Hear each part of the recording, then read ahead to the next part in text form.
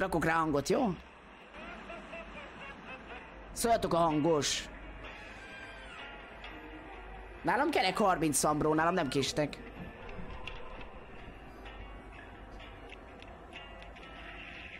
Szia Niki, pont időbe, pont időbe. Ja, ezt a videót láttuk, ugye, ez volt a teaser.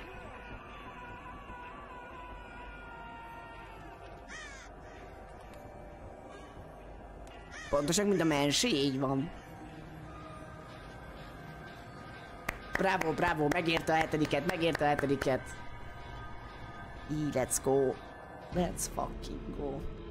Örülök, hogy maradtak ennél a fekete arany stílusnál, nem? Amit tavaly kezdtek el, az nagyon menő volt. Örülök, hogy megtartották ezt. Nem, ez nagyon jól néz ki. Matthew? Hello, good people of the fog. Welcome once again to Dead by Daylight's anniversary. Hi, Eric. Before, I also have quite a big surprise that I'm not gonna spill just yet, but stick around, and we have something that you don't expect. I'm the community director here at Behavior. I've been here a little over a year now. In that time, I've been really blown away by the passion to show you how we're expanding other places and in other ways. Akkor szó lesz a filmekről, ezt tudja, és a játékokról is. Let's go. Speaking of exciting, we have new cosmetics to reveal as well that I think are going to surprise people. I'm so psyched about those. Gondolom a rock cuccok. And we're going to round it out with news about the in-game 7th anniversary. És az in-game eventről is beszélnek, ez az. Better than ever, actually. It's going to be a really exciting one this year. And of course, as Matt mentioned, you do want to stick around for whatever he's hiding because I actually know what it is and it's incredible. No, I can't tell you as much as I would like to. So, thank you so much for joining us. Hogy itt vagyunk a végéig. And now I think we should get on. Amúgy is itt maradnék, Nem megyek sehova, de egész évben csak ezt várom. Hello everyone and welcome to the roadmap segment of this 7th year anniversary stream for Dead by Daylight. I'm Stefan Beauchamp, head of production. Ő nem az a Justin. Brown, product director. We're really glad to be here celebrating another amazing year of Dead by Daylight with you. Itt nem ismerem. Today in this segment, we'll have a look at our upcoming pillars for year 8, as well as our chapters plans and the archives and tomes updates that we have. Ahogy igen, picit meghíznak. Before going any Matthew legalábbis biztos. a brief moment to give a big shout out to the jó élete van. that's been working on the game for the past years. They put amazing effort and dedication into that and really allow us to get the game to the state it is today. It's just absolutely amazing and a pleasure to work with the entire team. Agreed. Over the past year, we've put out 2 particularly interesting chapters, I feel, amongst others. But first, Forge and Fog is a magyar chapter into a new theme which we've never really had a chance to before. Medieval, which is something we hadn't explored. So our first foray into that and how that ties into the horror themes and all, that was very interesting to navigate. And the second one, for the first time, we have released a first ever sequel to a licensed chapter in Resident Evil Project W. Igen, még sose volt egy izéből. To the game, I think, bringing in a lot of characters people love and they have been really fun to play with. Hát magyar a killer benne. Wesker was so well done, one of my favorite killers to play personally. And it was right around the time of the release that we also did the Prestige update. Igen, ezek csak a múlt, amik megtörténtek már. Unlock all of your perks throughout all of your characters. We also, you know, shortly after the Prestige update, reduced the blood point total or cost in the blood web for all items. We followed that up with bots, survivor bots specifically, in custom milyen jól néz ki átérve a gen tényleg, nem? Your killer in a custom match, it's awesome. We did 2 important quality of life updates to the archive. Ezek azt foglalják össze, amik már megtörténtek, ugye még új dolgokról nem beszéltek. Just that in-game toast notification so you can track progress in a match, which is ever so helpful. In Dead by Daylight 2 days. Mindig ezek az eventek a legnagyobb, a szülinapi, meg a Halloween. Mindig ez a 2. A first peek at the upcoming content you can expect us to release throughout this Okay, upcoming. First and foremost, of course, there are going to be again 4 new chapters that include killers. De nem mindig jönnek egyszerre. Twist, what you will notice on the graphic today is that there are also 2 survivor-only chapters being released in this next year. A lot to unpack, changing the pace a little bit, but it's not straying too far away from what we've been used to over the past. As is tradition, we will be actually taking a peek at the next upcoming chapter. An original one, any segment that follows very shortly after this one. Again, we're exploring another theme we really haven't had the chance to in the past, so that's pretty exciting, both in terms of the characters and the Szerintem most lesz az, ami kiszivárgott, igaz? The next 2 killers that will follow after that are going to be licensed and I would say licensed with a big L if I can. Really iconic additions to the game. Extremely excited to be able to talk a little bit more about that. Unfortunately, a little too early today to be able to most még nem mondhatják el. To play with them a little bit internally and seeing how the characters are going to shape up, and it's pretty exciting. A kövi 2, ugye ezután 2 licenszes killer jön, és valami óriási nagy licensz lesz. Jó, ez tudja, hogy a izé lesz amúgy. Ez fixen a izé lesz. Nem a Predator, hanem a másik. Vagy FNAF talán? Jason biztos, hogy nem. Alien lesz szerintem. Szerintem igen. Azt mondjuk, hogy ilyen huge, nagyon nagy. Hát milyen nagyobb van még, ami nincs meg nekik? The pillars might look the same. The projects we work on under each pillar changes from year to year. The first pillar is something we've already talked about. Events evolution, we're calling this pillar. We do plan on taking our 4 sort of pillar events and making them even bigger, even better than they have been in the past, including last year's Halloween, which we plan on sort of one-upping again this year. Jó éjszakát, Balos, jó ét! We're also going to look at adding a few more smaller events spread throughout the year. And for those of you who have been with us for a long time, you might already know what the smell of barbecue is in the game. I know you love barbecue. Lesz BBQ Event megint. For those of you who don't, well, na végre! Már évek óta nincs. More to play with at all times in the game and something to work towards too. Second pillar is trust and security, which is more important to us than ever in Dead by Daylight. This pillar both reflects the systems that we're putting in place to make the game more secure, but also the way we're communicating with our players. A BBQ Event? Mindjárt, csak legyen vége a streamnek, mert felírom, hogy beszéljek róla. We're about to launch a vulnerabilities disclosure program, which will allow us to work with people in the wild to report potential threats about the game, about our servers, etc. We want to make sure that we're able to communicate with you, our players, több lesz a Q&A. Offer a higher level of transparency, discuss sort of updates in the progress. Régen több volt amúgy, ez igaz. And initiatives we're going to be announcing and talking about throughout this stream today. You know, very dear to us, something I spend a lot of time thinking about and worrying about, and something that I won't go Jason biztos, hogy nem lesz, srácok. We will be talking about our live balance plans.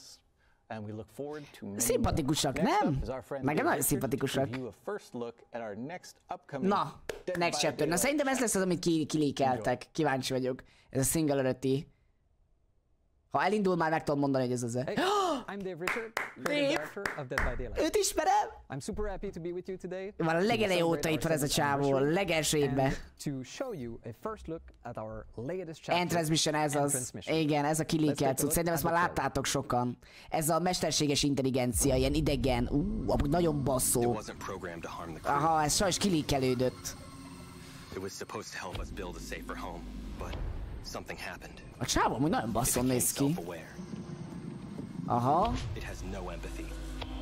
Nem empatikus egyáltalán ez a cucc. Nem érez fájdalmat. Hát egy mesterséges intelligencia. Kíváncsi vagyok, hogy ez a power, ez mi lesz pontosan. It learns at an impossible rate and it won't stop until we are dead. Or worse. Kinézetre nekem annyira nem adja, maga a koncepció eszmetlen basszó szerintem. Imádom ezeket az űrlényes, idegen technológia, mesterséges intelligencia. Kinézetre annyira nekem nem jön át, nem? De maga az egész, szerintem az arca miatt, mert én nem tudom, fura. Június 13, ezt fel kell írjam, szóval akkor ez már meg van erősítve.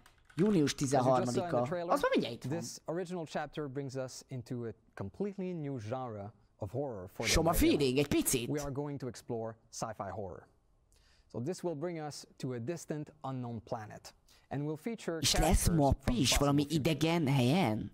Traditionally, I would be taking some time with you today to go over the characters and the map of the chapter, but this year we're doing things a little bit differently, with a behind-the-scene video. Oh, we behind the scene want to show you the process of creating a chapter, but also show you new faces that you might not have seen before, of amazing people that are working hard to make these chapters possible.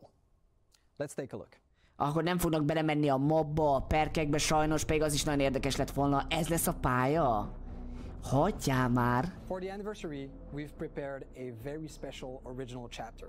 On a de la chance sur DBD d'avoir un lore qui permet beaucoup de flexibilité et de possibilités. Aha, ez valami teljesen idegen bolygó lesz. Dead by Daylight universe, because we're going to explore a new genre in horror. We're going sci-fi. Sci-fi. Ciao, hogy beleírtogat. We're going sci-fi. Let's fucking go. Any kind of subject and genre can be rewrapped and reimagined as horror, and sci-fi is definitely not an exception. Yeah, sci-fi. There are 3 big themes that we wanted to explore in that new realm. First of all, it's clearly an alien world. Igen. We wanted you to feel like you are far from home, that you are lost in space. The second one is that we wanted to make sure that the human technology looked weak, local, so that you never feel safe within these constructions that they've brought on the settlement. Oh. And the last thing we've added to the mix are traces of a long-lost alien civilization. Donc, comme vous pouvez imaginer, toute l'équipe a été très excitée de travailler sur un chapitre pareil de science-fiction. Le gros challenge et en même temps l'intéressant défi qu'on a eu, ça a été d'amener toute cette consistance, cette relation entre les personnages, l'environnement. Tout a été pensé visuellement pour que le joueur se sente en danger constant. Et la tension est accentuée par la présence de ce tueur. Jó, hát itt nagyon beleolvad a killer, amúgy a saját mapján szerintem nagyon OP lesz alapskinbe. Hogy beleolvad? Hát nem is látni. És hazai pályán nagyon erős lesz. The map. Les joueurs vont explorer une jungle hostile et sauvage d'un autre monde. Tout est designé dans cette jungle pour pouvoir. Na várjál. One aspect I really enjoyed was that it was a jungle, so we could make it super dense, super threatening in the organic design and the design of the plants. Everything kind of looks like it could kill you. We tried to have like very creepy looking texture. Jó, de akkor nem bánt a map, ez azt mondja, hogy bánt a map, mert akkor mondom beszarok. Tudod, belelépsz egy növénybe és megeszi a lábadat és megsérülsz, hogy valami. The idea was to show that was a safe space for the characters. As you can see, it's on stilts. It's elevated compared to the map. The idea was to show that ez az a main building. And this place should be safe for you. But the interesting idea we had is that once you get into the structure, it's actually more dangerous or looks more threatening to you. Ez nagyon basszó, szerintem ez egy nagyon jó chapter lesz. The Singularity is an AI that is supposed to help the human crew settle on this new planet. Ó, jó, hogy neki segítenie kellett volna. Got in touch with a piece of old alien technology. Anyám! And light it. And now it wants to overthrow and kill all human. So this killer is an interesting take on the cyborg. We're used to see organic character using pieces of machinery to become more powerful. But the Singularity is doing it in reverse. It is a simple piece of technology using a cloning technology to get organic material and flesh to become more powerful. Ez kurva jó ötlet. Ez egy nagyon jó ötlet. Ezeket már mindjárt összefoglalom nektek, csak legyen vége a címnek. If you're able to catch a survivor inside of your reticle, you'll be able to infect them, appear next to them, and then you'll be able to attack them and keep the chase going. One of the important things for survivors is teamwork, trusting each other, working together. So with this killer, one of its abilities in the slipstream is that once a survivor is tagged or infected, you can spread that influence to other survivors, and it does so automatically, so survivors will be less likely to work together. There'll be more discord between them. Szóval szét akarja választani a survivor-öket. Nagyon érdekes. La présence humaine est visible dans la map. On voit une compagnie qui a essayé de coloniser, de trouver sa place dans ce monde, mais plusieurs signes dans l'environnement que les joueurs découvriront montrent que tout s'est pas très bien passé. Et le dernier survivant de cette expédition az expedícióból, Gabriel. Gabriel Soma is quite resourceful. He's able to troubleshoot some pesky issues on the survivor side. Kíváncsi, milyen perkek lesznek, de szerintem az nem fog kiderülni. To be able to bring the killer away from the other survivors. He's able to protect the others. So even though we are in a setting that's so far from home, in the future, we wanted to make sure that Gabriel was a grounded character that any of us could recognize ourselves in. Mit keresnek ott a lokkerek amúgy, jó? Meg a paletták. Try this map. I think it's great that sci-fi is finally in DBD. I think it's gonna be fun for them to experience the creepiness and the threatening vibe of this map, and I think they're gonna really enjoy it. C'était un sacré défi. J'espère que les joueurs apprécieront cette relation qui est entre tous nos assets, d'environnement, de personnages. Super kreatívak voltak szerintem. Et aussi par le travail qui a été effectué par toute notre équipe pour apporter l'expérience la plus immersive.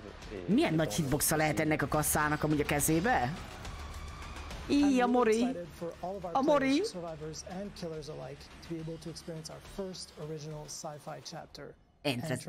Kiszúrja a szemedet a Mori, jól láttam, ugye? Nem mutatták. Aha, akkor most sokáig vagyunk. Akkor most sokáig vagyunk. Fuck, man! Hi everyone, I'm Natalie, Hi, Team Natalie. Lead Community Manager for Dead by Daylight, and I'm joined here today Jeff. with a very special guest. Hi everyone, my name is Jeff and I'm a game designer. My name's Jeff. Thank you so much for joining me, Jeff. I can't wait to talk a little bit more about a topic that is always top of mind for our community, gameplay. Kedden So we have lesz. some quick updates for you today. Jeff, let us know what they are. Well, as you know, the game design team has many features and updates planned for this year. However, we'll be focusing on 3 specific topics today. We're going to be talking about continued gameplay updates, map balance, and finally plans to address face camping. Igen, én is így tudom, mert sok leak miatt előrébb tatték. Szóval akkor ez előre fel van végve, és ez egy bug volt, nem? Mert azt mondja, right after this stream 23-án, nem? That's not what we're going to be talking about today. That's happened in the past. What we're going to be focusing on a little bit more is the process that we're looking to take consistently moving forward as a community and design team when it comes to these gameplay updates. So, Jeff, what more can you share with us on that? Well, as you said, last year we launched our biggest perk update ever in Dead by Daylight, and it had a significant impact on the perk meta. We saw a lot of perks fall out of the meta and new perks rise to the top. This was completely natural. The players are the ones that drove this change after the changes went live. And it was super interesting to see, by the way. But moving forward, or for this year, we're not planning to have a major shakeup like we did last year. Instead, we've revisited our live design process to allow us to make changes at a faster rate. Instead, we'll be focusing on smaller, more focused balance updates with each update this year. Okay, most nem lesz egy nagy meta izé akkor. It's one of the reasons why we listen so closely to player feedback as a whole. But it does sound like we're going to be able to integrate some of that feedback that we're bringing back to your team, and we're discussing when it comes to these kinds of updates. Egy pozitív, nem depressziós néha. Absolutely, and I think the best example for that was the previous PTB that we had. We had a proposed list of changes that went onto the PTB. The community gave a lot of feedback and your team reported that to us, and we made some small adjustments. Well, we made quite a few adjustments to it, and it went live, and I think that everyone was pretty happy with the result. So our intention with this change is really to give us the flexibility to analyze, adjust, and observe the outcome more frequently. That way, similar to what happened with the previous PTB, if a change doesn't go as we envisioned, we can readjust it before it goes live, and even after it goes live, right? Like, we're still listening for feedback, and we'll make further adjustments if needed. Exactly. It's this ongoing process that never really ends, so I think that's something really important to highlight. But of course, we know that this doesn't only apply to things like perks and add-ons.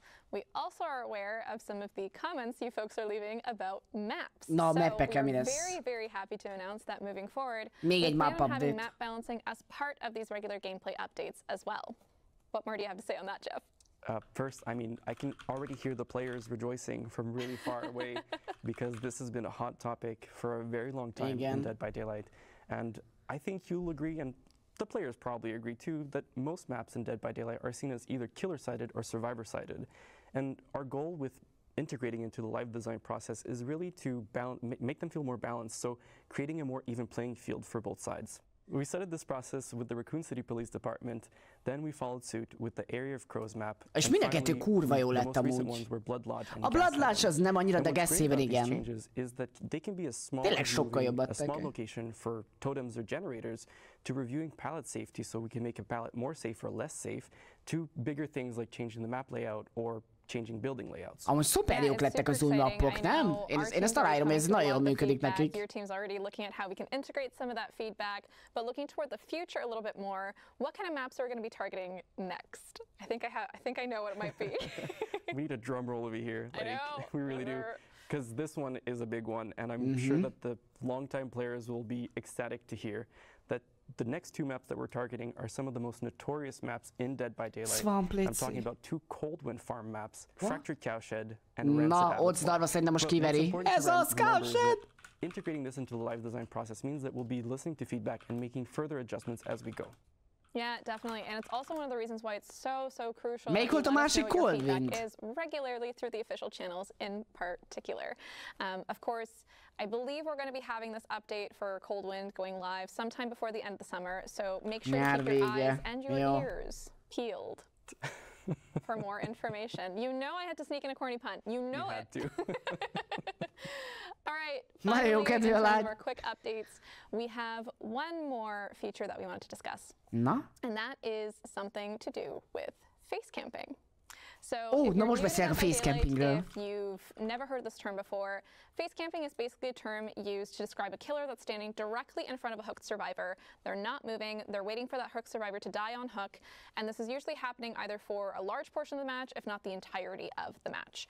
We know that face camping can be very unfun for the person on the hook, but of course also the other people in the match. So we're looking to test out a new feature that's going to help combat face camping as a whole. Na, kíváncsiak erre. Tell us how it works. Na, ez kurva jól hangzik amúgy. The first thing I want to say is that as an altruistic survivor, it's really difficult for me to play against someone who's face camping because I just want to help and I can't. So I'm stuck, doing generators instead, which is fine, but I'd rather help my teammates. But yes, so the way the system works is that the hooked survivor has a meter on the screen, and it fills up based on the killer's distance to the hooked survivor. So the closer the killer is, the faster it fills up.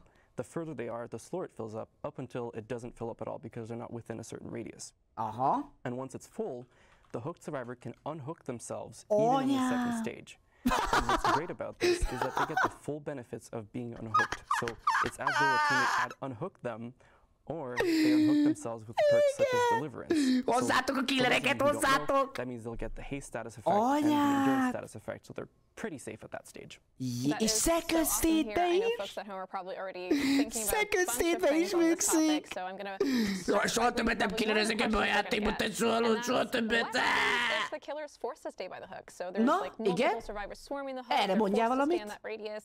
Is there any situation in which this feature might slow down or turn off or be otherwise affected? That's a great question. And Na, yes, ez most a killerek szól, figyelj. Where it either slows down or turns off. So for the first one that you mentioned, where survivors are swarming the hook, as soon as there is one other survivor within that same radius, the meter will build up a lot more slowly. So the killer doesn't have to worry about survivors swarming the hook and being penalized for it. As for the second option that we talked about, which was turning it off, once the exit gates are powered, the feature is completely turned off, so you can defend your only objective. De jó! Hallod, ez tökéletes megoldás, Greffi. That makes a lot of sense. Of course, we're going to be so eager to hear what you folks are Jó, mégiscsak killerezek, várjál, maradok. It does sound like this feature is targeting those most egregious cases of face camping, where it's really used a sutákat bünteti? A sutákat bünteti? Akik csak elrontják a fant, Make sure that the match is as fun as possible. De jó! So, with that said though, when can folks expect to get their hands on this feature? When can they let us know what their thoughts are? The burning question everyone wants to know. So our plan, which is subject to change of course, is to have it sometime later this year on a PTB. Akkor még idén. All PTBs will be listening to feedback and making further adjustments before it goes live. And even once it goes live, we'll still be listening and gathering feedback to make further adjustments just to make sure that, it's as good as it can be. Of course, yeah. And again, TLDR, we are eager to hear those thoughts, so let us have them on the official channels as much as possible. We are always keeping an eye out. I think that's it. That's a wrap for our quick segment. Thank you so much for joining us, and thank you for joining me, Jeff, again. Thanks for having me. It was a lot of fun. Nem tudtam felírni, annyira örültem neki. More about this, please head on over to deadbydaylight.com after the broadcast, where there's going to be an in-depth article looking at all three of these topics in a little more detail. Akkor ezeket majd elolvassuk. Outside of that, of course, more gameplay updates are coming this year, so stay tuned to our official channels to hear more news on that.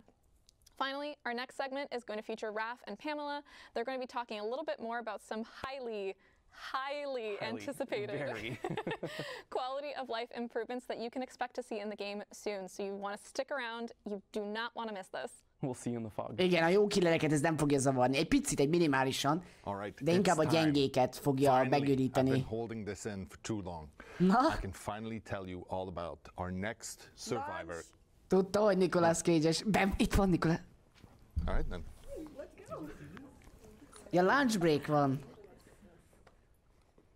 Ezt tudti Nicolas Cage-es bejelentés cucc. Hi everyone. Ennyi? Jó, hogy nem mondja el. Dead by Daylight's 7th anniversary. My name is Raphael, producer on DBD. Semmi baj, semmi baj. To be with Pam as well. Hi Raph. Hi everyone. Ja, őróluk beszéltek nekünk. I'm the lead UI designer on Dead by Daylight as well. And we're so happy to be here today because we want to share with you some of the great quality of life improvements that the team is working really hard for year 8. So before we dive into the good stuff, today our goal is to give you an idea on when we plan to deliver those upcoming features. That said, you know it is, sometimes priorities and timelines can shift, but we're more dev-focused live stream than ever planned for this year. We'll make sure to keep you in the loop. All right, let's get to it. So Pam, to start, I think you have something that the community has been asking a lot. Yes, so we all know Dead by Daylight has been live for 7 years now. Igen, 7 éves a game. And if you have been playing the game since the start, there's no way your inventory isn't full of perks, outfits and charms and add-ons and items. Because we did release a lot of content back in the time. But last year, we did introduce the feature called Loadout Preset, which means that you were able to manage this process a little bit easier. Pedig tanult meg az ABC-t! Fuck yeah! Fuck yeah! We are building on this feature even more. Searching bar. We are adding finally the Loadout Search Bar. Ez az! To help you find Searching bar. Ez az! On the Loadout Search, Nice! Nem kell megtanulni az ABC-t! Ez az! Tudtam, hogy nem kell megtanuljam. Soha többet nem kérdezem meg, hogy srácok, az hanyadik oldalon van? And voilà, all the related perks Anyád, ez még jobb, mint elképzeltem. De jó! Csak 7 év kellett. De milyen vagy? And you won't have to wait for it longer either to test it. Because this feature is going to be available today on the PTB update that we're going to be releasing right after this broadcast. Ez is csak 23-án. Most már figyeltem a Bétre, mert azt mondta, hogy today, de mivel előre hozták a streamet és előre fel van véve, ezért 23-a. Baszki! Én azt hittem, hogy ma. Azért kavart össze az előzőbe is. Sometimes when a survivor disconnects, well, it put the rest of the group at huge disadvantage, and it's safe to say that at this point, it's not going to be an ideal experience. Botok átveszik a helyünket. With our upcoming feature, once a survivor will disconnect, an AI bot will take over so that the game can Ez akkora fasság amúgy. This bot will be even better than the player who Ez nagyon nagy fasság. So, joking aside, we really hope this will alleviate frustration and help matches to run more. Na figyelj, erről majd beszélek. Erről majd beszélek. That no one is left in the dark. What we're gonna do is, as soon as a bot spawns in, every survivor and every killer on the game, they're gonna be made aware through the UI. Már elmondom, ez miért bullshit. Whenever they see there is a survivor disconnect bot in the match they're playing. And right now, we plan to release the feature this summer. Yeah. So for the next feature, if you're playing online game, I'm pretty sure you're gonna recognize what Pam is about to mention. Yes, this is something that we are super excited because the team is really working hard in trying to come up with an entirely new type of cosmetics, so you'll be able to showcase your personality on Dead by Daylight even more. So what we're talking about here is the player cards. And what means for us on the alongside your name, you're probably going to be able to assign a background or a banner and an icon. And you will be able to earn those cosmetics during the fall. This is where we're planning. But The idea is they're going to start as standard rewards in every tome, and we're still going to be working on other ways for you to earn those cosmetics in the future. So we're not stopping there. That's awesome. Can't wait to share my custom icons and banners. Yes. One last thing, Raph, I know you have something that ties everything that we're talking about here related to improvements. Milyen nehéz lett neki az angol, amúgy hallatszik, nem? Milyen ügyesen beszél angolul. Safer, but also a more secure environment for all players. Aha, player card lesz. The system is an integral part of that. Right now, how it works, at the end of the game, if a player wants to report people because of bad conduct, hacking, or other reason, they can. But let's be honest, there is not much visibility on that process. But it's important to say that our team has always been committed to taking action on this report. Soon, thanks to our upcoming feature, the player report. Ezt tavalyra ígérték, emlékeztek? We will let you know when an action has been taken against a player you reported. Aha, ezt előző évben ígérték. Not only every report that every player does is really appreciated, but we are really taking serious and having those actions done, on our side. Yeah, and as for now, we plan to release the feature over the summer. Okay, ez is nyár. And that's it for today. Thanks for another amazing year. Thank you so much, Pam, for being with us today. Thank you, Raph. Jó, azt mondták, hogy az nem, azt mondták, hogy nagyon sokára jön a Basic Unbreakable, de ezt tavalyra ígérték, és nem volt semmi. El is felejtettem, de erre emlékszem, hogy ezt tavaly ígérték, hogy lesz egy ilyen instant feedback. Ez mi? Rico Comic Series. Ja, ezt láttuk képeken már. Legionről. Fog? Milyen basszós zene. Ja, ez az izé.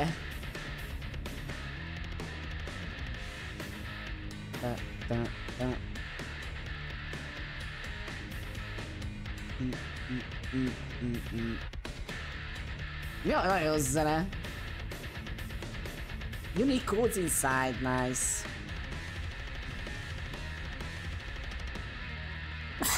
Jaj.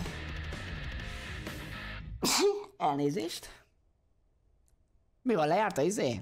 Lejárt a chase, elvesztette a chase a killer. Már nem halljuk az... Várjál, ez videó. Dead by Daylight mobil. Ez az. Nyomod, mobil, nyomod.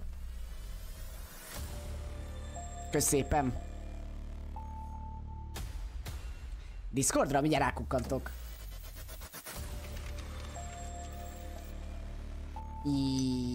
Mobil amúgy nagyon basszó cuccok vannak. Remélem azt jelentik be, hogy ezek a skinek jönnek PC-re is. Coming soon.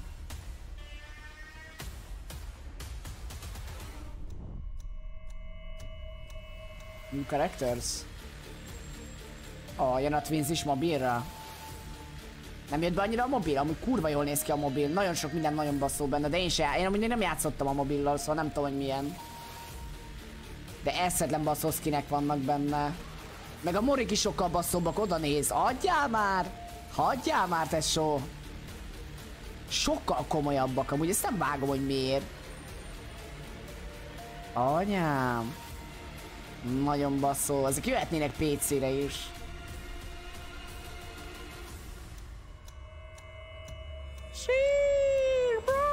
Oda néz! Így, de basszó! Szak! Sokkal több pénz a mobil játékokból? Azért néznek ki komolyabban ezek az izék? Hello. Ő beszél a izéről. Ő beszél a játékról, a story game-ről. We've added a lot to DBD over the past 7 years with a mobile game, most a mobile game-ről fog beszélni? Ja, nem jó. and even the Dead by Daylight movie on the way. We've become a franchise with something for everyone. Today, I'm happy to announce that we're gearing up to get even bigger, expanding Dead by Daylight beyond our core game and giving players more ways into the fog than ever before. Ez nagyon izgi. Experiences to life, we're collaborating with some amazing studios. One with expertise in multiplayer games, and another with expertise in interactive narratives. So with that, let's hear a little bit more about what they've been up to. Ez legizgalmasabb. Testre ez a sztori játék, ez akkora instant buy lesz. Obviously all horror fans here at Supermassive and massive fans of Dead by Daylight. Now we're thrilled to be collaborating with Behaviour on a brand new single-player interactive story game set in the terrifying We've been working hard to blend the tension Ezt láttam tőled, Bex, így van. of a supermassive game together with Dead by Ezt is leakelték sajnos. an intense narrative experience filled with powerful life or death choices. Our game will be set outside the entity's realm and feature the story of a new cast of characters who players will follow for an unprecedented experience beyond the fog. Beyond the fog. This is a whole new way for horror fans to experience Dead by Daylight, and we couldn't be more excited to share it with the world. So stay tuned, we'll have more to reveal later this year. Ez nagyon izgalmas. It's been almost a year since Midwinter joined the Behaviour family to work on a brand new project set in the Dead by Daylight universe. One of the things we love most about the world of Dead by Daylight is the infinite possibilities. We thought about the game's multiplayer action, which we love, and reimagined it in a completely new way. The themes in our game will center around greed and the lust for power. These will be present in both the gameplay itself and in the stories of the characters who were tempted to enter a strange new corner of the entity's realms. Our vision is to create a multiplayer PvE experience where instead of facing off against each other, up to 4 players can team up, enter another one of the entity's realms, hogy a leakek miatt hozták előre a streamet, 100%. Most már. Very early stages. We are really excited about what we're doing and can't wait to share more as we go. Stay tuned for more. Okay, so ez lesz a story game. 7 years in, and the world of Dead by Daylight has never felt bigger. I'm so excited that players will have 2 new ways to explore the entity's realm. There's still a lot of work to do before we'll have more to share, but just follow Dead by Daylight and we'll make sure you're the first to know. Igen, sas, ez is kilikelődött, az új chapter is kilikelődött. Hi everyone, I'm Xavier Etchepart, Xavier? Hi everyone. Ők a skinesek, ők voltak tavaly is, meg volt még egy csávó velük. Ez lesz a rockbandás cucc, ugye? Yeah, we have. It was an incredible collaboration. We have beautiful outfits. Na jó, ezt picit túltolják, nem? I think like vagy csak nem érdekel, azért érzem így? These ideas, their design, they brought to. Jó, értem, újfajta dizájnok jönnek. Nagyon örülök neki. Új kozmetikok, értem. So it's, nagyon jó. I mean, I'm super happy with the results. Fullos, imádom a skineket. To work on yes. That collection was great. That's great to hear. Yes. Great. We have that 5th artist that Let's we invited go. ourselves to be a part of the artist from the Fog Collection. Fog Collection. She's Fuck yeah, bro. An industry veteran, as you know. Igen. Fantastic work on like Okami, Bayonetta, the Evil Within series, ez valami nagy csávó and of course akkor. Ghostwire Tokyo. We're incredibly excited to have her joining us today to share a little bit about her design. Ez az, mutasd a dizájnokat. Ikumi Nakamura. Hi. Hello. Hi. Hello. Hi, I'm Ikumi Nakamura. Ikumi Nakamura. こんにちは。よろしくお願いします。こんにちは。Detsuki. Welcome, Ikumi-san. Hi. It's great having you here Aranyosak. today. Before we get into the outfits you created for Dead by Daylight, we wanted to ask you first, could you share with us what draws you to horror? And like, was it something that you liked growing up? And like, what's so unique to you about creating art in this genre? なるほど。ホラーに惹かれる理由は、まあ私もともとお父さんが小さい頃からホラー映画とかホラーのゲームをたくさん捉えられて育てられたので、正直惹かれる理由はあんまりよくわからないです。なぜかというと自分の体のなんか細胞の中にホラーが染み込んでて、ホラーがあると絶対見るし。ホラーの作品があるとすごい気になっていつも見ちゃうし、でもやっぱりホラーってなんだろう、こう掘り下げていくと結局人の生きるとかが描かれていて、非常に多様性があるジャンルだなと思って惹かれるんだと思います。And you're creating 3 outfits for this collection, each featuring a character that really, really resonates with our Japanese fans. Could you share with us what stood out the most about each of them to you? 一人はキラーの寒山鬼ですね。Of course, the Oni, of course. Onya. の消し身の鬼なので。kurva, na jó. I mean, bro, I mean. Égő gyertyák vannak az arcába.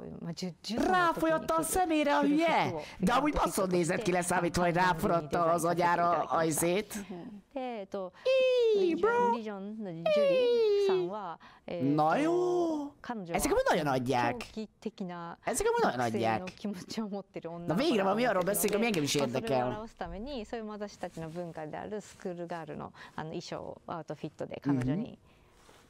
Kurva gyertyák legalább? Nem, ezek ilyen hosszú gyertyák voltak. Oké. Jól van. Ő kicsoda? Ez nem DBD karakter? Saját magát rajzolta meg, mi? Szép. We'd also love to learn more about the whole process and your inspiration for the creation of the design. キャンドルを頭につけてるんですけど、それはプレイヤーから見たら、あ、寒山が来た。Ott általában a pincuc. わかるよう Na な ez 目印 basszó. にもなるし、ゲーム的な意味も Ez nagyon tetszik. Így, de undorító lába van, もう tesó. 一人のジョリーさんに関しては、もともと4人で Go to war nincsen.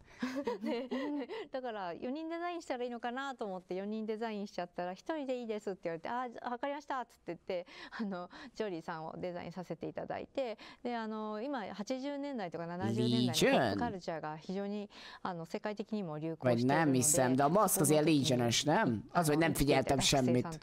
Legion? Azt mondta? スケバンだと思ってそのアウトフィットを彼らにあげました。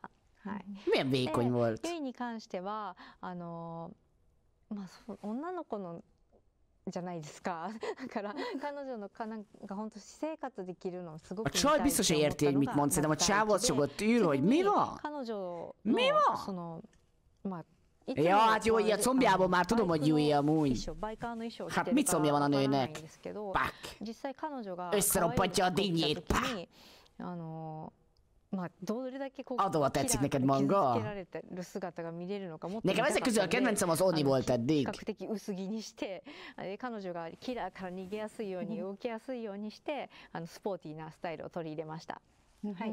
Well, thanks again for joining us today, Ikumi-san. The outfits az look Oni really az nagyon amazing, durva and we lett. can't wait for fans around the world to enjoy them. So the Artists from the Fog collection, featuring work from Ikumi Nakamura, will be available in the Dead by Daylight in-game store. Ez is nyáron jön, oké. One more thing. I have a last announcement. What? And it will be a nice piece of nostalgia for any long-time fans of Behavior. Because we have Jó, Yui, Oni is ki volt an még? important part of this team worked on a game a long time ago named Naughty Bear. Oh my god. Naughty Bear, Naughty Bear. Naughty Bear. This game featured a bear living in his happy community of bears. Naughty Bear, ja Legion, köszi. Rampage after they didn't invite him to a party. I mean, Party. what an iconic character, super interesting, and we were attached to bring it to the game since a while, and I'm super happy because now we are finally doing it. Players have been asking for it. Yeah, I know, and it's coming soon. This year is coming. Wow. Nem mondhatja, vagy nem tudja, hogy mikor. We will attach a cosmetic. Strapper skin. Cosmetics, and we will give him a royal treatment. It will be a lot of fun for players to see him. Like. Olyan lesz, mint a Nyuszi a Legionnek. Thank you for watching. I hope you really enjoyed. Ez nagyon basszó volt. Gondolj, a kis maci, jó, megszopatlak Benike, pak. Thank you again, Ikumi Nakamura, to be here with us today. It was a real pleasure to work with you. Stay tuned, because Trapperre. Up next to talk about the celebrations for the 7th anniversary. Thank you for watching. És még hátra van a csávó. Nicolas Cage. Az mekkora lenne, hogyha be tudták volna húzni erre a streamre Nicolas Cage-et, nem? Az hatam. Na, most elmondod végre? Okay. Cut! Oh. Matt! Seriously? We talked about this. No, but What's so hard? We've been doing this for 5 years together. But I can do it right now. No. It's 2 minutes. Seriously. Hát ezt a Matthew-t ezt nem szabad elengedni a DVD-től. Ennek a csávónak maradnia kell. I'm Sarah Robinson. I'm one of the associate art directors on Dead by Daylight. I help out with a number of areas of the game, but events are definitely one of my favorites. Event? No most ez az event. A senior game designer on Dead by Daylight, and I'm focused on the events. I'm so glad that I get to be here with Sarah, as 7 years ago, when I first became a fan of DVD, she helped me get my very first tattoo, which was altruism, just 2 months after the game's release. Thank you. No problem. No problem. Okay, so Jean, there's lots to celebrate this year. Ott vannak a maszkok tavalyról, látod? Off early this year with a month of in-game activations. Aha, akkor igazak voltak a lékek. Lesz egy ilyen elő-event. Exactly. So each week we will be celebrating a different 2-year period of Dead by Daylight's history. Okay. So that'll include characters, maps, and mechanics that were introduced during those periods. Me. So for example, week 1 will be featuring the blood hunts. Week 2 will then be doubling the rift fragments for your rift pass. And in week 3, we will be inviting you, the players, to vote for a community choice event, which will occur during the Chapter 28 release. And once the anniversary event goes live, we'll be doing giveaways for previous anniversary cosmetics, including outfits and the Year 5 crowns. Twisted Masquerade was a huge hit last year. And this year, we're bringing it back bigger and better than ever. But the host of the Twisted Masquerade has actually stepped out of the shadows this year and has lent their certain special kind of decorating skills to our in-game event. What can players expect to see? Well, the host has introduced a lot of various artworks throughout various areas of the game, so you'll definitely want to check those out. And Father Campbell's Chapel has gone through a complete masquerade makeover, and it looks incredible. This host seems to have brought along some mysterious masked figures. What are these like weird ghostly spirits? Who or what are they? If you want to find out, you're going to have to take a closer look. Speaking of masked figures, we're bringing back Masquerade Mask this year. We have 12 new masks for 12 new characters. But getting your hands on them last year was a little tricky. For killers, you had to make it through your trial. And for survivors, you had to actually make it through the exit gate. So how have we improved things for this year? Well, the invitations that came out last year, Sarah, they'll be back. But this time, invitations will be holding charges. And you'll use those charges to kind of mess with the opposition while you're in chase.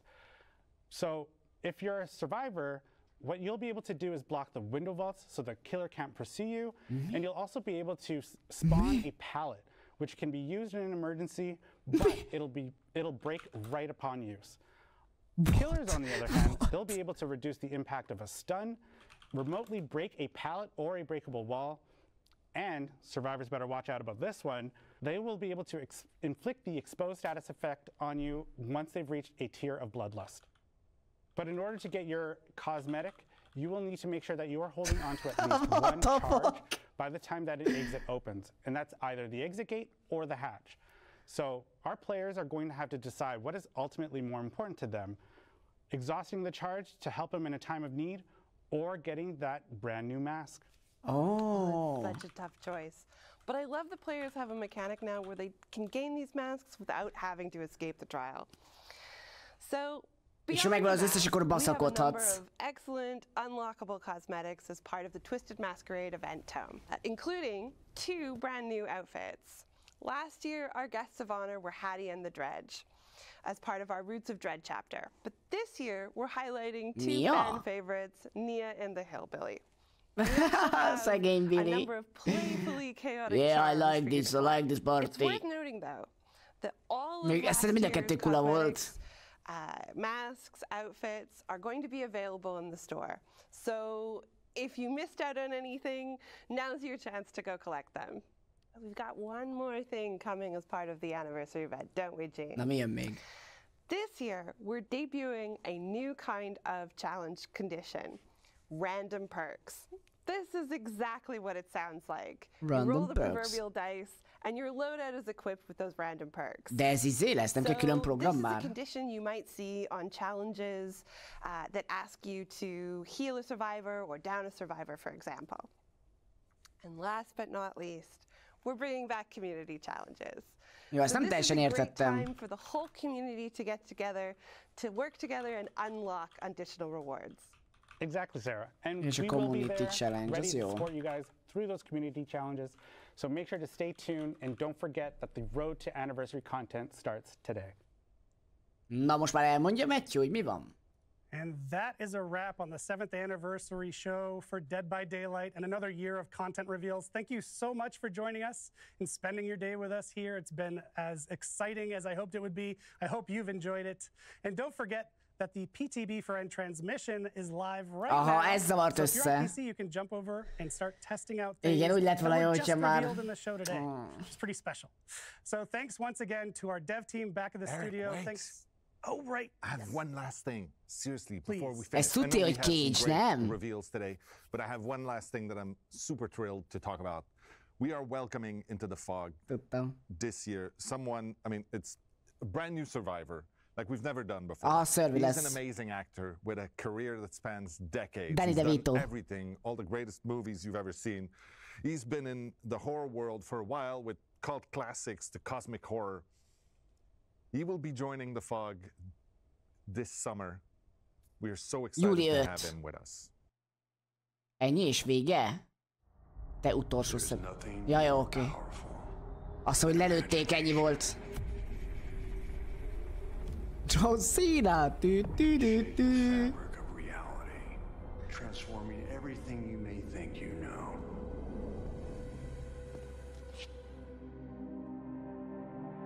De basszó. Július 5-e, igaz? Júli 5, aha. July 5. 5th. Komolyan néz ki, nagyon durván néz ki amúgy. Kíváncsi vagyok, hogy ez most mi a fafom. Csak így külön bejön, az kész. Ha macska rúgja meg, így van. Thanks for watching, akkor ennyi volt. Jó, na nézzük az összefoglalót az eventről.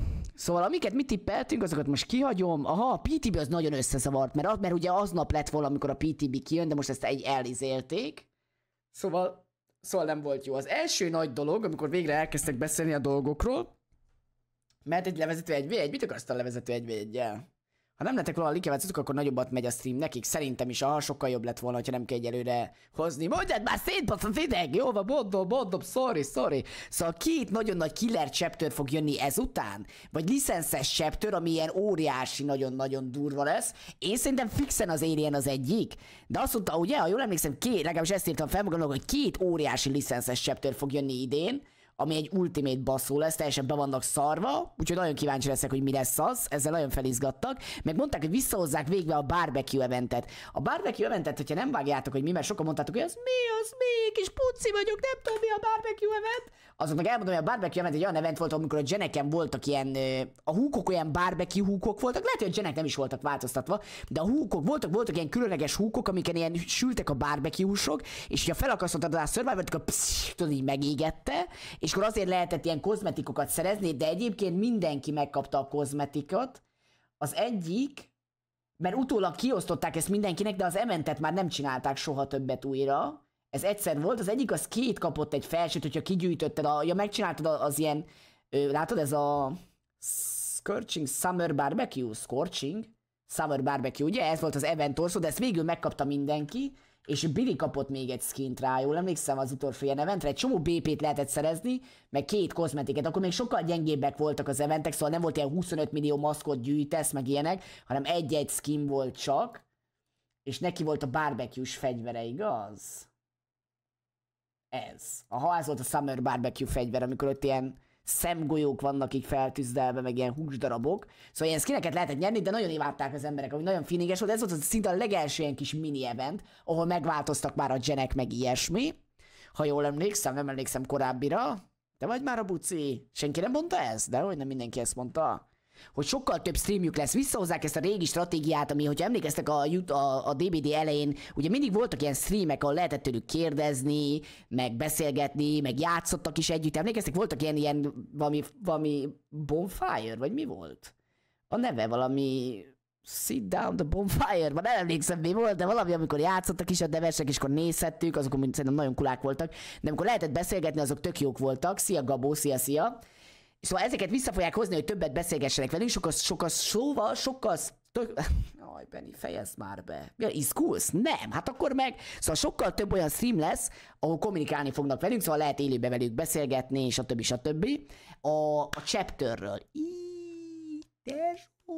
Tesó! Na az amúgy szuper basszó volt. Na mit gondoltok az új chapterről, erről a Dimension, vagy mi, nem is tudom mi volt a neve, ez az Alien bolygós sci-fi cucc, hallod? Akkora király, tesó, hogy beszarok, hát milyen dizájn van mögötte, nagyon durva. Na, és kedden lesz PTB majd, igen. A map az egy ilyen idegen helyen lesz.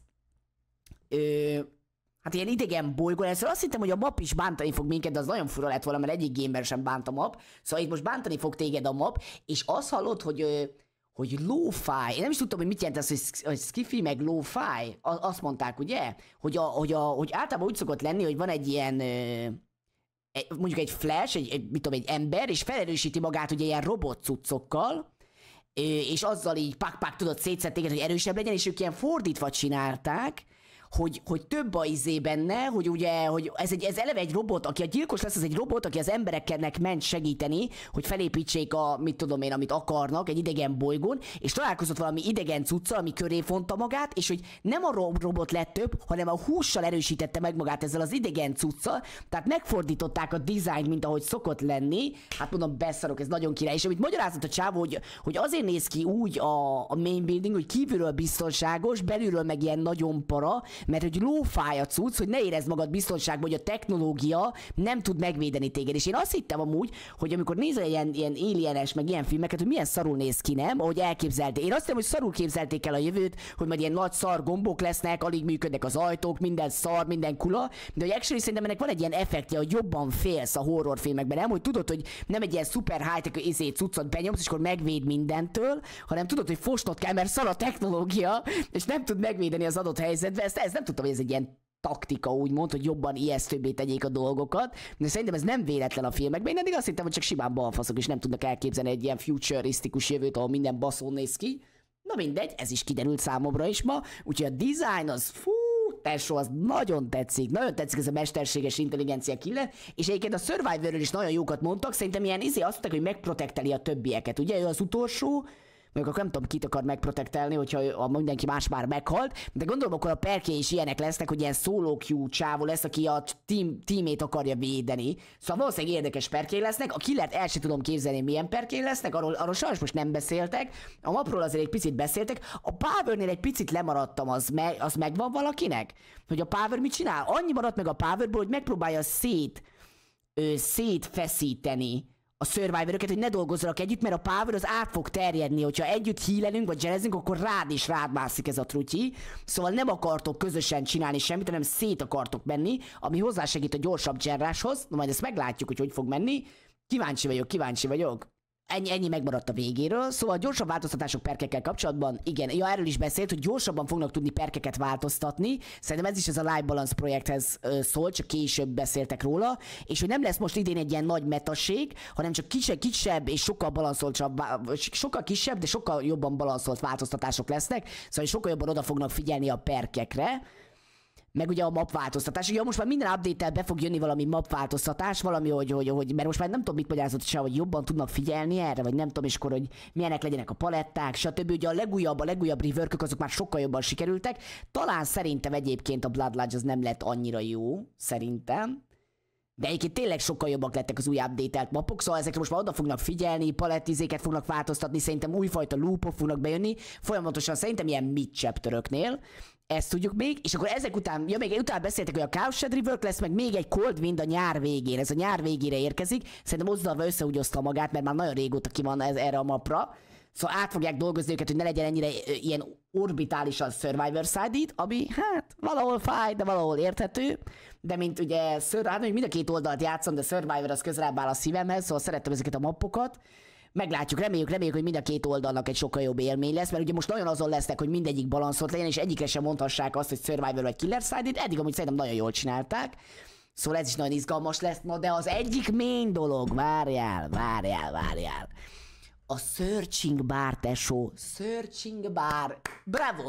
Szóval, hogyha nem tudod az ABC-t, vagy nem akarsz vele foglalkozni, és nem akarsz 2 millió per között kutakodni, akkor mostantól már lesz egy ilyen kereső, amiben beírod, hogy mit tudom én, téged az exhaustion perkek érdekelnek, és kidobja az összeset. Vagy beírod, hogy generátor perkek, és minden, ami kapcsolatos a generátorokkal, vagy lusta, vagy így van, az tökéletesen ki fogja neked dobálni, sokkal egyszerűbb lesz ilyen összehangolt buildeket összeszedni, sokkal kevesebb tudás kell majd hozzá, és sokkal gyorsabban is meg lesz, azt szerintem ez egy eszméletlen jó. Nagyon valaki beírta a stream közben, hogy na, csak 7 évet kellett várni egy ilyen alapfunkcióra, de legalább megjött. És most, ami hirtelen eszembe jutott, ez hogy reportoljuk az embereket, az megvan.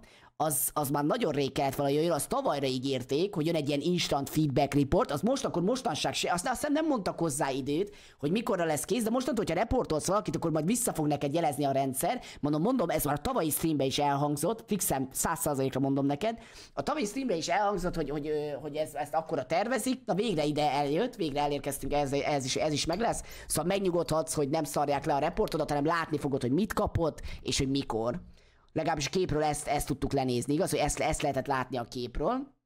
Ja, a facecamping. Tesó, én ezt hogy valami óriási fasság lesz, de amúgy nagyon jó. Amikor nem mondta el végig, akkor azt mondtam, hogy kihalnak kihalnak a killer mainek, de akkor az lesz, hogyha felakaszt a killer, és nincs a közelbe egy survivor se, és ott van ugye a killer, nem megy sehova, akkor elkezd felmenni egy ilyen csík, valami nem tudom milyen cucc, és minél közelebb van, annál gyorsabban megy fel a csík, és aztán, hogyha betölt teljesen, akkor le tudod szedni magad, de nem úgy, hogy csak simán leszeded magad, dehogy is. Hát megkapod az endurance effektet, meg mindent, ami azzal jár, hogy leszedted magadat, szóval minden ilyen perket tudsz aktiválni, ami kurva jó, viszont hogyha ott van egy survivor a közelbe, akkor lassabban megy a csík, mert nyilván próbálnak leszedni, tehát nem az lesz, hogy a killer ott áll, és akkor 3 survivor azt várja, hogy nem mész. És akkor feltelik a csík, hanem akkor sokkal lassabban fog menni. Gondolom, minél többen vannak abban a rádiuszban benne, amiben kell,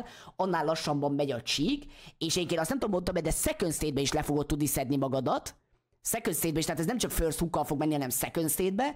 És igazából, hogyha elértek az endgame-ig, hát amikor tudod, már kész az utolsó gen igazából, akkor onnantól kezdve az egész funkció kikapcsol, hogy az összes többi, a DS, mi az, hirtelen akartam mondani, ami protektel téged, tudsz protection-iteket gyűjteni, amikor leszednek, nem teszem be a nevedet, ti tudjátok melyik perk az, szóval az is kikapcsol, igazából minden kikapcsol, vagy nem minden, de off the record közszépen a legtöbb perk kikapcsol, ez is ki fog kapcsolni, szóval amikor már a killernek nincs más dolga, csak megőrizni azt az 1 killt, vagy 2 vagy 3, akkor viszont nem basznak ki vele, szóval ez igazából azoknak fog fájni, akik nem tudnak játszani, és folyamatosan kempelnek, szóval ez egy szinte, majd meglátjuk, hogy néz ki, de így hangzásra ez egy tökéletes megoldásnak tűnik, bár sosincsenek ugye tökéletes megoldások, de ez amúgy nagyon annak hangzik, szóval kíváncsi vagyok, hogy ez így hogy merre méter. Egyre nekem nagyon tetszik. Na és akkor ezután beszéltek a DC, hogyha disconnectelsz, akkor bejönnek a botok. Tesó, ez akkora fasság. Egy évvel ezelőtt a csávóra rákérdeztek, ő most nem volt benne ebbe a streambe, és mondta, hogy annyira buta az AI, és annyi frusztrációt okoz ezen a szinten, jó, mondjuk lehet, hogy 1 év alatt annyit fejlődött, I guess, hogy azt ígérte, hogy fixen nem fog a közeljövőbe ilyen jönni, mert felhozták, hogy milyen jó lenne, hogyha botok jönnének a disconnectelt játékosok helyére, hát erre mégis csak megcsinálták. Ez nagyon nagy bullshitnek hangzik nekem, szerintem ez nagyon rossz lesz, de meglátjuk, hogy fog bejönni. Az biztos, hogy jobb, mint hogyha kevesebben lennénk. Talán egy picivel beljebb vagyunk, de ez nem tudom. Felturbozta az AI-t a ChatGPT? Lehet. Úgy látszik, nagyon sokat fejlődött az AI 1 év alatt, és ezt azt ígérték, hogy ez nyárra fog bejönni. Hát nem tudom, kíváncsi leszek. Ezt annyira nem várom. Hát meglátjuk, hogy mennyire lesznek hülyék a botok, vagy mennyire lesznek okosak.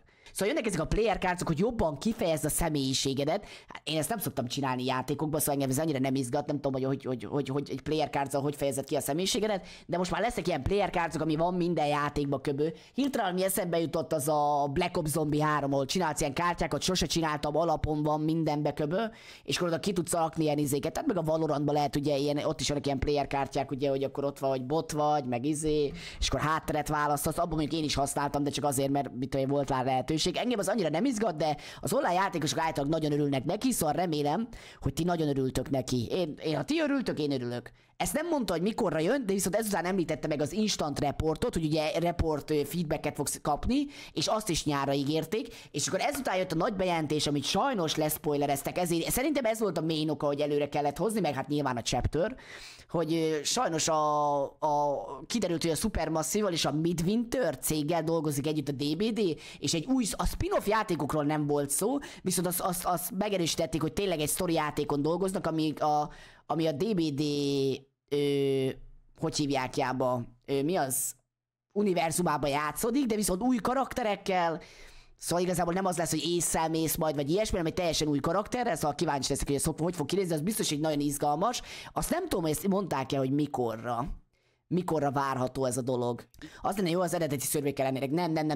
Nem lesz eredeti Survivorben. De legalábbis abban a story game-ben biztos, hogy nem. Aztán ki tudja, az biztos, hogyha valamikor, ha ez bejön a DBD-nek, csak imagine, csak képzeld el, hogy ez, amúgy komolyan mondom, nagyon fel fogja rakni szerintem a DBD-t a térképre, hogy már story játékban is ki lehet próbálni. Annyira nagy lesz a DBD, hogy szerintem nagyon sokan fogják megismerni. Én nagyon-nagyon remélem, hogy ez lesz az év, ahol nagyon bedurran a DBD, és tényleg a nagy emberek, vagy nem a nagy emberek, a nagy játékok között emlegetik majd, mert ez már tényleg. Ez már tényleg, hogy ilyen a Supermassive-val együtt dolgozni, azért az nem minden cég jut el odáig, szóval ez már tényleg egy huge milestone nekik. Remélem, hogy a játék az olyan lesz, hogy mindenki erről fog beszélni, hogy úristen, hát mennyire basszó. A filmekről nem beszéltek, ugye csak megemlítették, hogy aha, készülnek filmek is, de azt még így, azt nem tudom, azt gondolom jó pár év mire elkészül. Kíváncsi leszek. Úgy kéne, mint a csébe afkol valaki halállal átveszed az irányítást kappa, mondjuk, az amúgy baszó lehet, mondjuk a killerek kiégnének, hogy gondolod, de kitánulözi véletlen, amit tudom én, nem tudom kit, az egyik legjobbat, mert elbassza, és utána megint bejön még egyszer. Még egy God tier Survivor, lehet annyira nem örülne, aztán ki tudja. Sajnos bukott a randiszimátor, ugye elég menő, hogy mennek tovább, a randiszimátor az egy nagyon szar játék volt, szóval arról inkább ne is beszéljünk. Meg a story game jól hangzik, azt szeretjük, ugye. Ha azt mindenképp játszani fogunk vele, az fix. Na nézzük, mi volt mi a következő? Ja igen, most jelentették be a skineket, ez engem annyira nem izgatott. Ha valakit izgat, akkor utána tudtok egyébként járni bőven. Plusz dolgoknak, de azt tudjuk, hogy a rockbandákkal kötöttek most ilyen szerződést. Az IronMaiden ikonik Eddie lesz úgymond a centerje a skineknek. Mondhatjuk, hogy ez ő valami figura? Vagy nem tudom milyen figura, de hogy ő valami mi az, ami szerencsét hoz? Nem teszem be ennek a kifejezésnek a neve, nem mindegy. És utána lesz a Slipknot, vagy Slipknot, így mondják, nem tudom. Egy másik óriási banda, ilyen szuper gabala, az köszi, ilyen szuper baszó cucc. Ott 9 maszkot fognak kapni, és csak a killerek természetesen, ezt kiemelte a hölgy, hogy csak killer skinekről van itt szó a maszkok esetében, szóval ezek ilyen ultimate baszó killer maszkok lesznek. Jó, akkor ezt is letudtuk, és akkor jöttek ezek a kozmetikok az ilyen különféle artistoktól, akiket ugye be lehetett küldeni a munkájukat, plusz volt egy baszó japán nő, ezt így írtam be, mert nem tudtam megjegyezni a nevét, valami Nakamura? Nakuma? Az baj, nem emlékszem, hogy hívták, de ő valami eszmetlen basszó, ilyen dizájnolós lány volt, vagy nő, mert mit tudom én, a Nakamura, közszépen, dolgozott ilyen óriási játékoknál, az Evil Within-nél, ugye, meg egy csomó minden durva cuccnál volt a csaj, és akkor mutatták a skineket, és egyébként a Yui, Oni és Legion skinek lesznek, meg a Naughty Bear Trapperre, ugye, amit én úgy képzelek el egyébként, szerintem olyasmi lesz, nézd csak, mint amit már egyszer kaptunk Legionre. Hol van a bolondos Legion? Legion? Hol vagy? Csacsi, itt vagy. Szóval megkaptuk ezeket a newskiskineket, na valahogy így képzelem el, csak ugye medve formába fog jönni. Egész baszon nézett ki. A Yui skinek azok ilyen szexik voltak, ezek annyira nem érdekelt, de ha ott rámentek az ilyen szexualitásra, nyilván nem volt rossz, de azokat én annyira nem éltem. És a legbaszóbb, ami a legdurvább volt, szerintem az Oni skin. Volt ilyen 2 gyertya tesó a fejébe, ami ráégett a szemére, gondolom, hogy ne lásson, el is volt takarva, de maga az a ruha, ez az ultimate baszó, szamuráj, gád vagyok tesó, az tényleg nagyon durva volt. Jó, tesó, várjál, most jön a lényeg. Most jön az lényeg, akkor azt mondja, lesz egy előevent, de ezt tudtuk, mert ezt is kilékelték. Szóval lesz egy előevent, amiben lesznek ilyen bejelentkezési feladatok, ahol ünnepelni fogjuk az első 2 évet, aztán a következőt, és az utolsót mi fogjuk megszavazni, és akkor lesznek ilyen BP rewardok, rewardok, olyan rewardok, nagyon sok mindent leakeltek, így van. Na de várjál, ez semmi, ez csak az előevent, a bemelegítés, és lesz ilyen countdown, én ezt hallottam, de ezt most nem mondták, kíváncsi vagyok, és szerintem innentől fognak indulni a leárazások a DBD-be, mert Bettit nagyon érdekelte egész streambe, azt látom, hogy de mikor árazzák le? Szerintem akkor, amikor elkezdődik ez az event, nem tudom, mondtak pontos dátumot, mert nem emlékszem. Szerintem még nem mondtak pontos dátumot, hogy mikor kezdődik, de ha valaki emlékszik, akkor javítsatok ki, vagy a videóban majd benne lesz, de én nem emlékszem, hogy mondtak-e volna pontos dátumot. De hogyha ez elkezdődik, akkor durrannak a cuccok, és akkor lesznek új eventes maszkok, aztán jön a rendes event, és újra lehet ezeket a maszkokat gyűjteni, hallod? Nem tudtam megnézni, a minden igaz, Kroki berakta Discordra. Várjál tesó, ezt meg is nézem. Jó, ezt figyeld, bro, anyád. Na mondjuk, én csak az Onit tudtam megnézni, amikor élőbe ment. De azért ez döfi, nem? Azért ez a maszk, ez nagyon vad. A Blighty az nem rossz, elmegy. A Nighty eszméletlen baszó. Legion elmegy. Nurse szerintem egy picit kula. Tudod, mire emlékeztet? Van a LoL-ba egy ilyen skin család, nem? Ez a porcelán skin család. Kicsit arra emlékeztet. Ez az új killernek, ugye a Singularity-nek, ennek a mesterséges intelligenciák, ez nagyon basszó, az nagyon tetszik. Mi van még itt? Félixre, ez nagyon vad, mi ez, valami korona, vagy a személyes? És ez nagyon basszó. Gabrielnek is nagyon basszó, Jeffnek is nagyon tetszik, wuf. Ez mi Johnának, hát elmegy, nem rossz. Meg ez már unom, ez ugye az elején nagyon tetszett, de tavaly is volt egy ilyen design, ez egy picit számomra már kicsit ilyen, nem tudom, gyenge, és az Arinái is ilyen kicsit ilyen tavalyi dizájnnak tűnik. Szóval ezek kettő annyira nem adja. Nem rosszak, egyébként szépek, gyönyörűek, de például ez nekem nagyon adja. Szerintem a legjobb az egyértelműen Oni. Ami nagyon tetszik az Oni, Felix, Knight, és a Singularity talán. De szerintem senki lesz a szarja, hogy nekem mi tetszik, de nem baj, azért elmondtam, hogy nekem melyikek tetszenek a legjobban. Igen, akkor ezt így meg is tudtam mutatni nektek. Mi volt még? Jaj, bassz meg.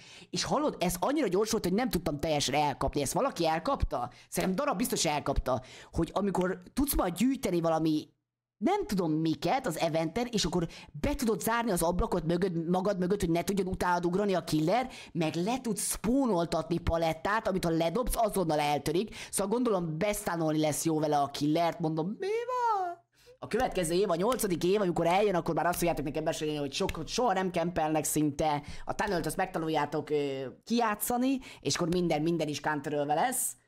És nem feltétlen skill-lel, hanem akkor hoznak már ilyen dolgokat, hogy ne kelljen hozzá, úgymond nagyon sokat beleölnöd, hanem neked akkor is. Ennek azért örülök, mert persze jó az a része, hogy én nagyon sok időt töltöm a játékba, és velem ilyen dolgok nem történnek meg, és úgy érzem, hogy megérdemeltem, hiszen belefektettem az időt, de közben azt érzem, hogy örülök, hogyha jön egy új játékos, akkor nem rontja el neki azonnal az élményt, és nem kell végigmennie a poklon, mire elkezdi élvezni, bár én ezeket a dolgokat nagyon tudom értékelni, amikor valakinek nagyon szar tapasztalatai vannak mondjuk IRL, és ezáltal lesz mondjuk egy sokkal jobb ember, vagy sokkal jobb játékos, tegyük fel, hogyha játékról beszélünk. Szóval látom az előnyét is, a hátrányát is, mindegy. Én annak örülök, hogy ti örültök. Engem ezek a változtatások már nem igazán érintenek, mert már nem vagyok benne abban, hogy ezek amúgy sem vagyok benne, hogy ezek problémát jelentsenek, de hogy nem is történik meg velem olyan sokszor, hogy ezen kiakadjak, de hogyha minden egyes gémem is facecamp lenne, valószínűleg itt nevetnénk együtt, és nem rage-elnék ki annyira, mint mondjuk sok játékos, szóval engem ezek úgymond valamilyen szinten hidegen hagynak, de mondom, szeretek foglalkozni a communityvel, szóval ha a communitynek jobb, akkor Benni bácsinak is jobb. Ez a lényeg. Rip Basement buba, így van. Szegény, sajnálom. Akkor nem a DBD tulajdon az fix. Kihagytad az outro-t? Hello, mi a helyzetben itt még itt? Aha, még átbeszélgettük a cuccokat. Fix nem az övék a cég? Csak vicceltem, tesó. Ez a Random Perk Challenge külön game mode lesz? Nem hiszem, hogy külön game mode lesz, de nem tértek ki olyan nagyon bőven rá. A koboldgyilkos koboldból vagy csak nincs a túl. Na lépek pancsizni a házura, fáradt, jó, így sziasztok. Jó, még egy dolgon elfelejtettünk átmenni. Azt nem tudom, figyeltétek-e, amikor a csávó